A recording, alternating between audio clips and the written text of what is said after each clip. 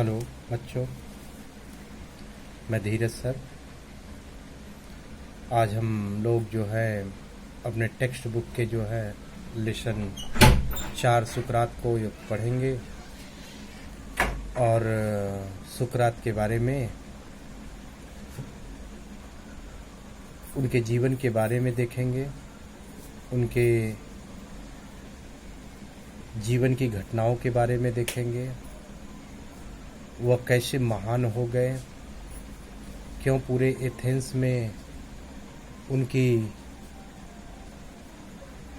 उनके फॉलोअर हो गए, और साथ ही साथ उनकी क्या शिक्षाएं थी उसका भी हम लोग अध्ययन करेंगे। सो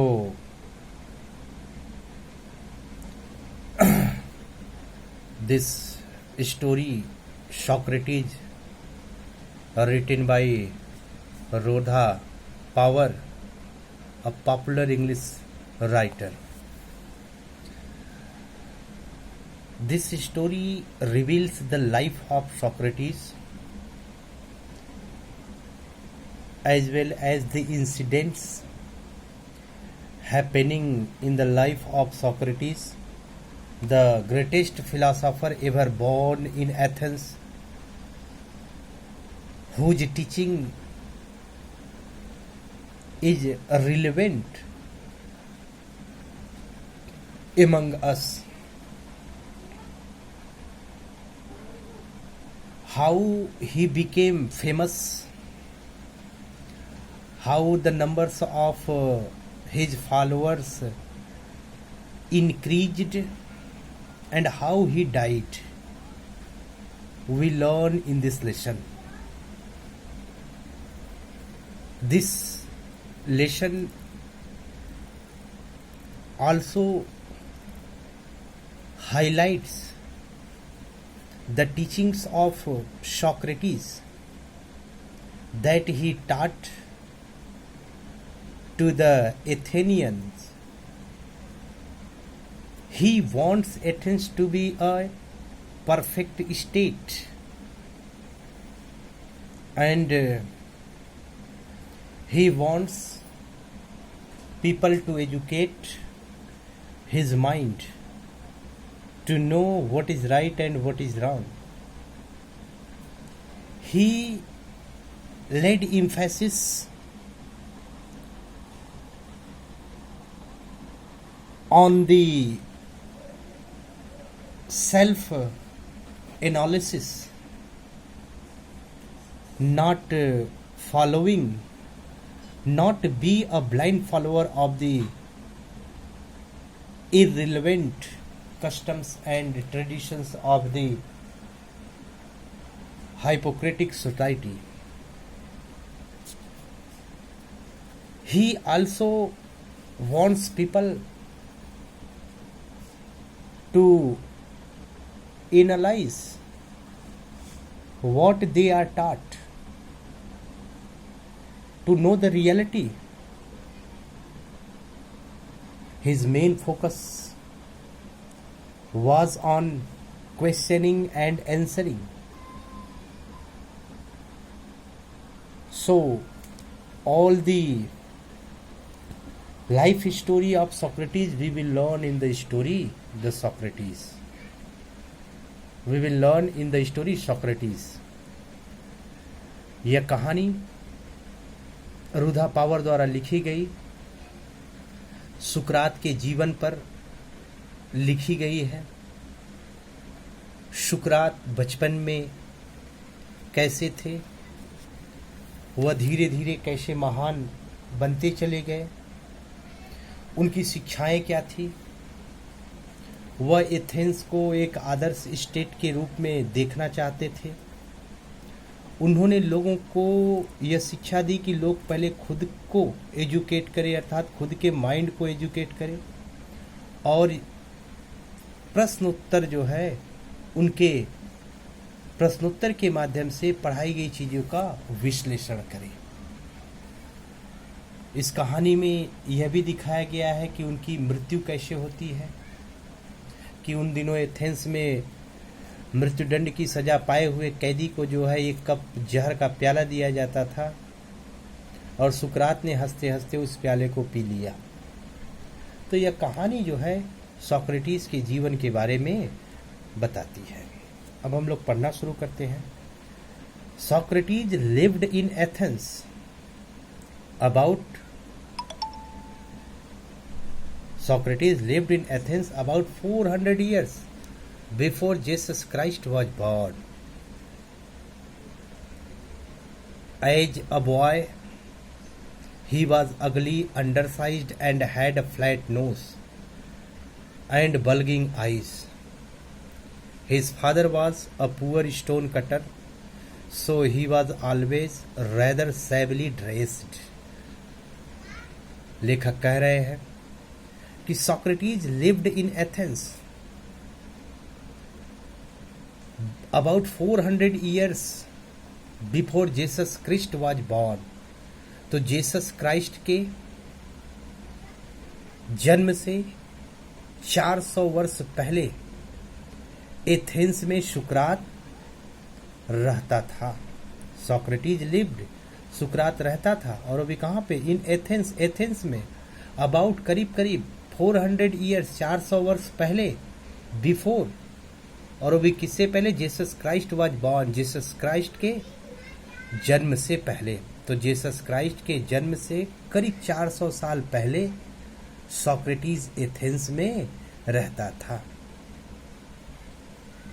एज अ बॉय, बचपन में, ही वॉज अगली, वह भद्दा था, भद्दा दिखता था, अर्थात he was not beautiful, he was अगली, वह भद्दा दिखता था।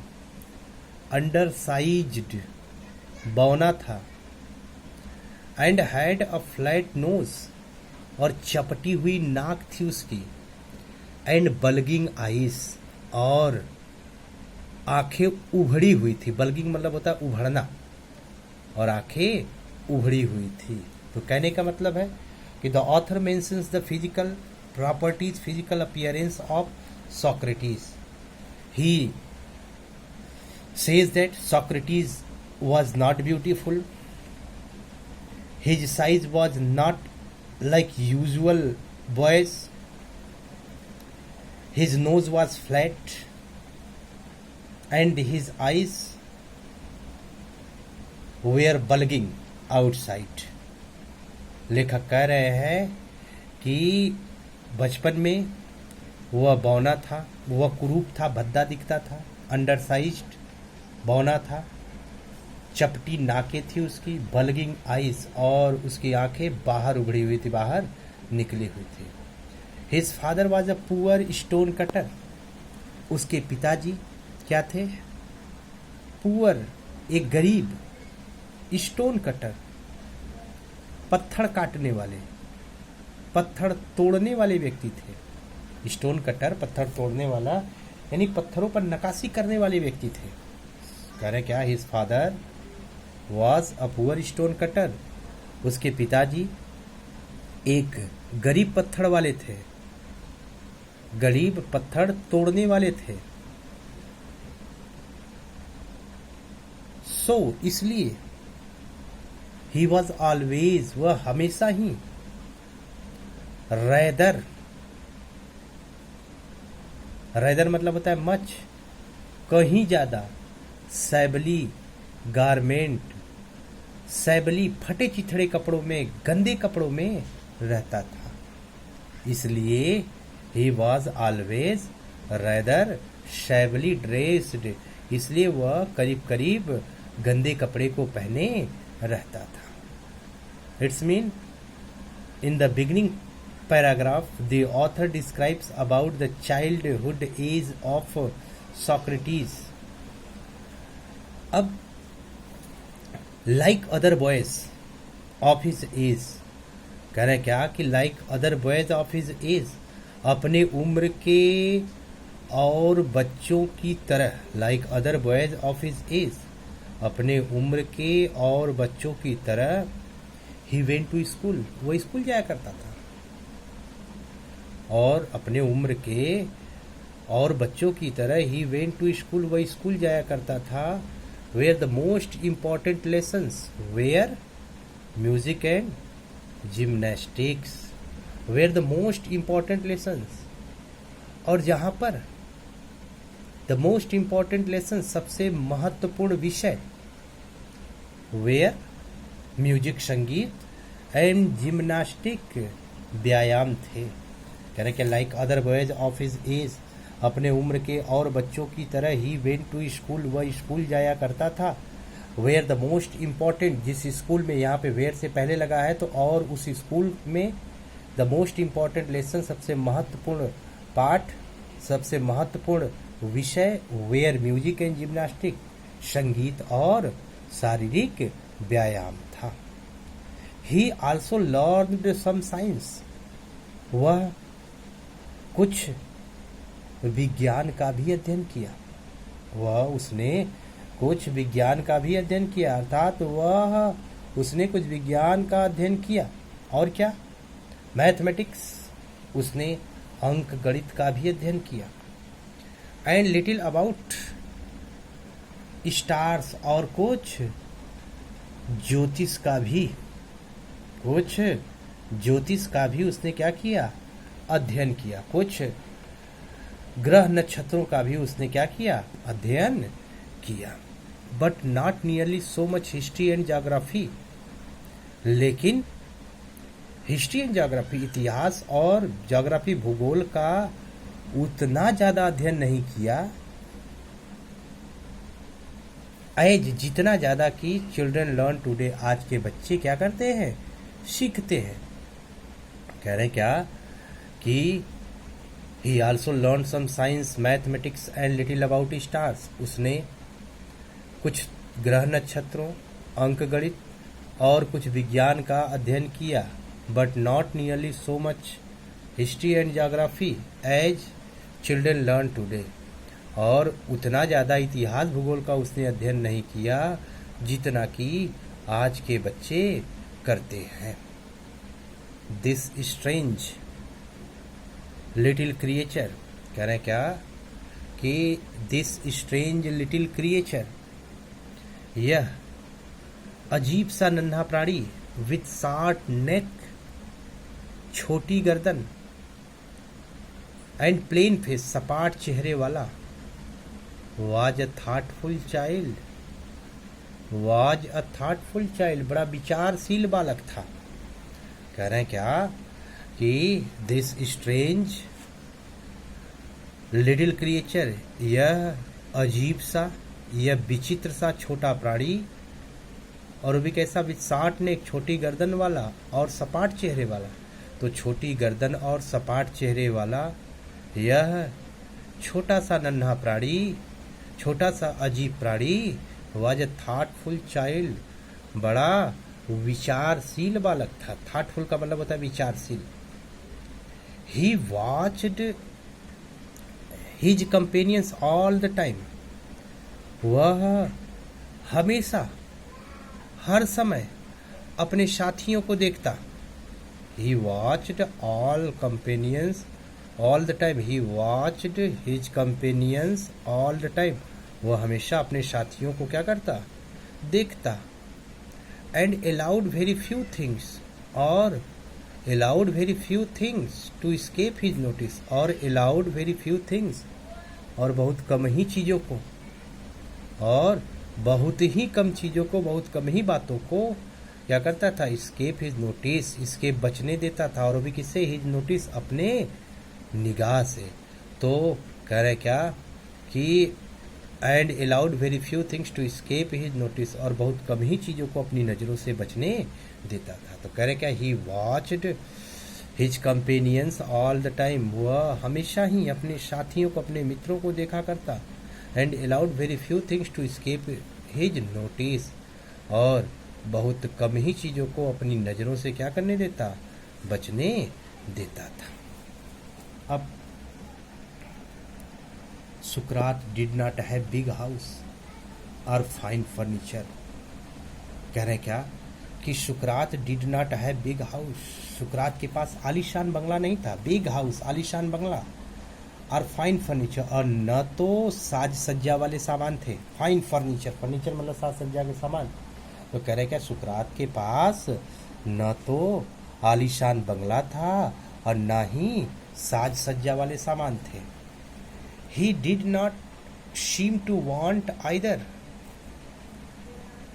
wealth or beautiful possessions. He did not seem to want, कह रहे क्या कि he did not seem to want, उसे प्रतीत तक नहीं होता था want रखने की, चाहने की, either wealth धन संपदाओं की, or beautiful possessions अथवा खूबसूरत वस्तुओं की। तो उसे न तो धन संपदा और न तो खूबसूरत वस्तुओं को रखने की, पाने की इच्छा प्रतीत नहीं होती थी।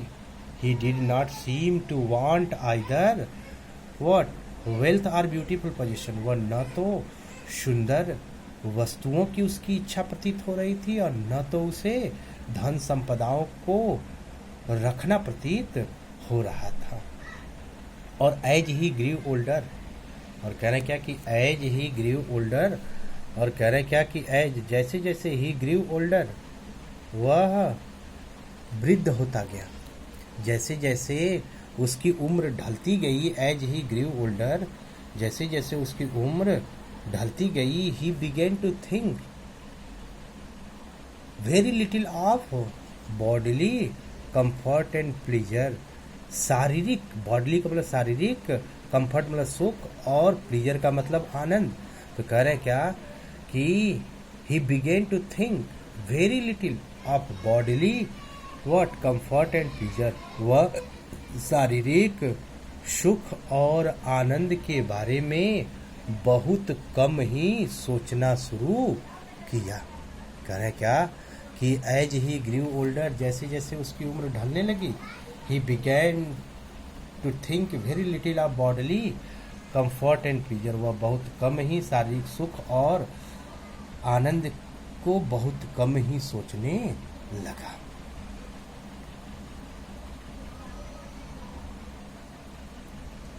He gave his mind to all that was noble, honorable and just, कह रहे क्या कि he gave his mind, वह उसी को सोचता, वह उसी को समझता। He gave his mind to all, वह उन सभी के बारे में सोचता, that was noble, जो क्या थे, नोबल थे, अच्छे थे, ऑनरेबल सम्मानित थे, आदर्शपरक थे, एंड जस्ट और न्याय प्रिय थे, न्याय संगत थे, उचित थे। कह रहे क्या he gave his mind to all, वह सिर्फ उन्हीं चीज़ों पर ध्यान देता, वह उन्हीं चीज़ों को समझता, वह उन्हीं चीज़ों को अपने मन में रखता जो क्या थी, नोबल अच्छी थी, योग्य थी, सम्मानित थी, ऑनरेबल सम्मानित थी, और जस्ट उचित थी या न्याय संगत